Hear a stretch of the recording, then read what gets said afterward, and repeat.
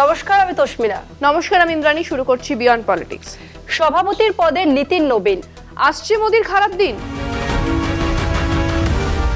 আজকে ওয়েদারটা বড়ই অদ্ভুত, কিচ্ছু করতে ইচ্ছে করছে না। ঠিকই বলেছিস, শুধু ল্যাদ লাগছে।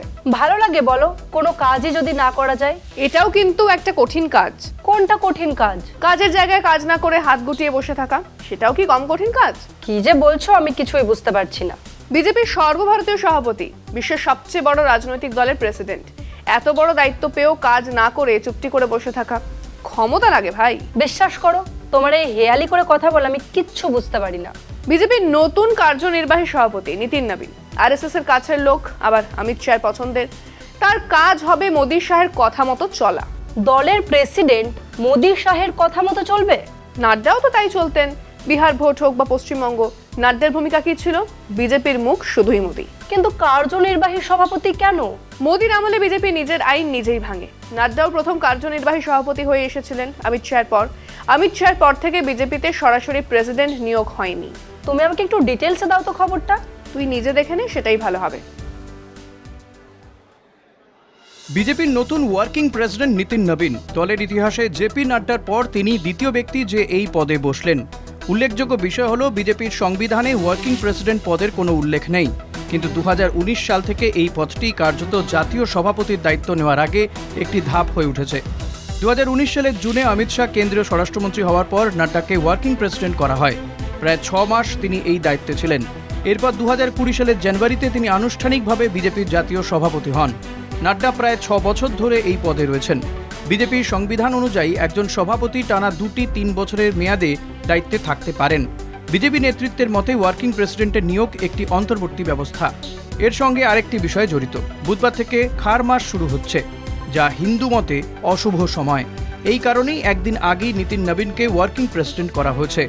মকর সংক্রান্তিতে অর্থাৎ 14 জানুয়ারি পর নতুন সভাপতি নির্বাচনের প্রক্রিয়া শুরু হতে পারে। ইতিমধ্যে বিজেপি 37টি রাজ্য ও কেন্দ্রশাসিত অঞ্চলের মধ্যে 30টিতে সাংগঠনিক নির্বাচন শেষ করেছে। সভাপতি নির্বাচনের জন্য এটি একটি গুরুত্বপূর্ণ শর্ত। দলের নেতাদের মতে সভাপতির নির্বাচন প্রক্রিয়া অন্তত 4 দিন লাগতে পারে। যদিও আনুষ্ঠানিক নির্বাচন হবে, নীতিন নবীনের নির্বাচিত হওয়া প্রায় নিশ্চিত বলে মনে করা হচ্ছে, কারণ বিজেপি ও আরএসএস সাধারণত ঐক্যমত্যের ভিত্তিতেই এই সিদ্ধান্ত নেয়। 45 বছরের নীতিন নবীন বর্তমানে বিহারের সড়ক নির্মাণ মন্ত্রী। তিনি পাটনার বাঁকিপুর কেন্দ্রের 5 বারের বিধায়ক। 26 বছর বয়সে প্রথমবার বিধায়ক হন তিনি। তার বাবা বিজেপি নেতা নবীন কিশোর সিনহার মৃত্যুর পর ওই আসনটি খালি হয়েছিল। কায়স্থ পরিবারে জন্ম নেওয়া নবীন যদি আগামী বছর জাতীয় সভাপতি হন, তবে তিনি হবেন বিহার ও পূর্ব ভারতের প্রথম বিজেপি সভাপতি। একই সঙ্গে তিনি হবেন দলের ইতিহাসের সর্বকনিষ্ঠ সভাপতি। প্রধানমন্ত্রী নরেন্দ্র মোদীও তার প্রশংসা করে তাকে পরিশ্রমী ও সাংগঠনিক দক্ষ নেতা বলে মন্তব্য করেছেন। এখন কনিষ্ঠতম সভাপতি হিসেবে তিনি গডকারির রেকর্ড ভাঙতে পারেন কিনা, সেটাই দেখার। এই নীতিন নবীনটাকে কেউ তো নামই শোনেনি। সেটাই তো হয়, অনামী কাউকে প্রেসিডেন্ট বানাও আর নিজেদের কথা মতো চালাও। মানে দেশ থেকে দল সবই মোদি আর অমিত শাহের কথাতেই চলবে। সেটাই তো চায়। আর নীতিন নবীন কিভাবে অমিত শাহের গুডবুকে গেল জানিস? কিভাবে বলো তো? ছত্তিশগড় নির্বাচনে প্রবাহীর ভূমিকায় ছিলেন নীতিন নবীন। সেখানে নির্বাচনের সাফল্যই শাহের গুডবুকে এনে দিয়েছিল নীতিন নবীনকে। আর কি কারণ?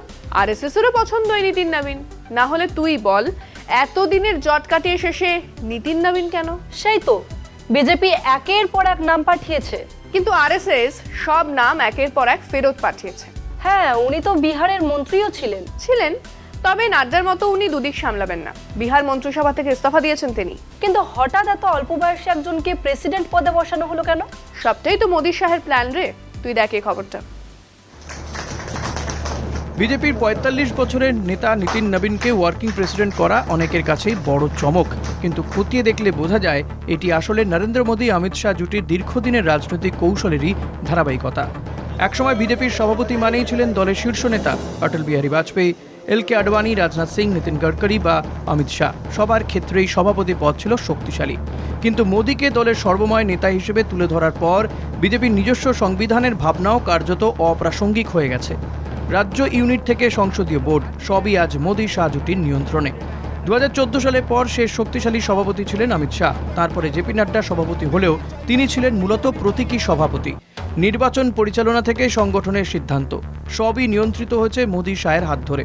নাড্ডার মেয়াদ শেষ হয়েছিল প্রায় 1.5 বছর আগে, কিন্তু দল নতুন সভাপতি ঠিক করতে পারেনি। রাজ্য ইউনিট নির্বাচন নিয়ে জটিলতা এবং আরএসএসের সঙ্গে মতপার্থক্য সিদ্ধান্ত আরও পিছিয়েছে।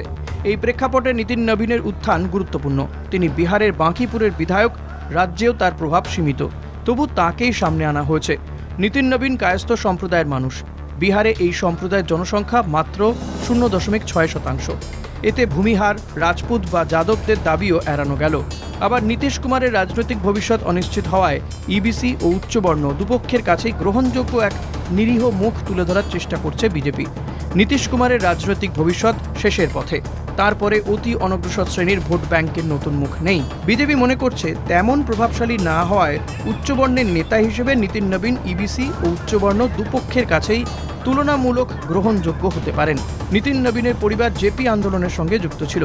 বিজেপির নতুন হিন্দুত্ববাদী সামাজিক কৌশলের সঙ্গে এই পরিচয়ও মানানসই। তবে বাস্তব হলো, নতুন সভাপতির নিজের রাজনৈতিক ওজন খুবই কম।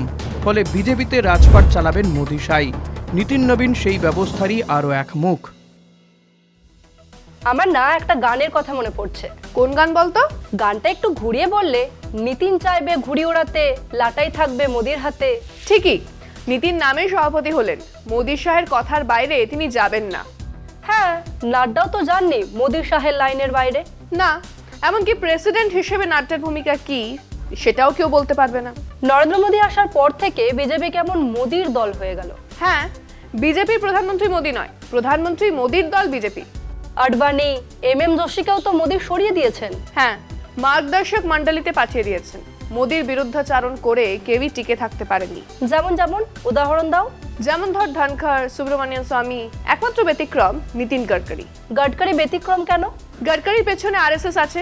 আরএসএসও তো মোদির এই আমি সব নীতিতে বিরক্ত। তাই আরএসএস চাইছিল মোদির বিরোধী মুখকে সভাপতি পদে বসাতে। একদমই তাই। সত্যি বলতে মোহন ভাগবত আর মোদির দ্বন্দ্ব তো বাজারে প্রকাশ্যে চলে এসেছে। তা ঠিক বলেছ। চলো শেষ করি। বিয়ন্ড পলিটিক্স আজকের মতো এই পর্যন্তই। দেখতে থাকুন কলকাতা টিভি, রাত দিন সব দিন।